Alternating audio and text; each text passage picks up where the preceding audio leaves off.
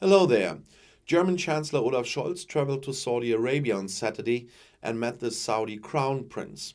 Until recently, it was still internationally isolated. At the start of his 2 day trip through the Gulf region, Chancellor Olaf Scholz, as I said, met the Saudi Arabian Crown Prince Mohammed bin Salman in the port city of Jeddah. He also addressed the murder of journalist Jamal Khashoggi, he said, after talking to bin Salman. We have discussed all issues that revolve around questions of civil and human rights, is what the Chancellor said after the talks in Jeddah in response to a journalist's question.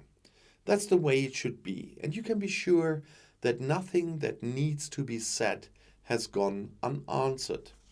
Scholz also said that he raised the issue of freedom of expression, but unfortunately he gave no further details. The two had previously greeted each other with a strong handshake in the Royal Al Salam Palace, that's the Palace of Peace. Then Scholz and Mohammed sat under a huge portrait of King Salman for an initial conversation. Afterwards, discussions were planned in private and in a larger circle, as well as a joint lunch. In view of the human rights situation in the host countries, the trip was seen in advance as a diplomatic balancing act. The meeting with Crown Prince Mohammed in particular was considered sensitive because bin Salman has been treated as an outcast by Western countries for the murder of journalist Jamal Khashoggi in October 2018. According to US intelligence, the Crown Prince personally approved of the assassination. Bin Salman denies being the mastermind behind the crime. Despite some reforms, the strictly conservative Kingdom of Saudi Arabia has been criticized for its human rights situation. The human rights organization Amnesty International demanded clear words from the Chancellor to the Crown Prince before the trip. Even in a view of all the geopolitical and energy policy constraints, the Chancellor should not remain silent about the human rights violations in the country during his trip to Saudi Arabia, they said. The federal government strongly condemned the murder. They will not edit this position either, they said in the run-up to the trip.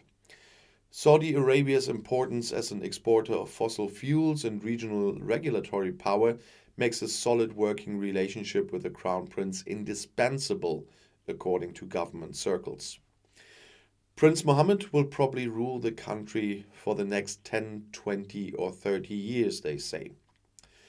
According to government spokesman Steffen Hebestreit, the tour was also supposed to be about their commitment to rule-based international order and the expansion of economic and energy cooperation. And according to government sources, Berlin also wants to deepen cooperation on new technologies such as green hydrogen, which Germany could import in large quantities from the Gulf states. The Chancellor's visit is now seen as a sign of a certain normalization.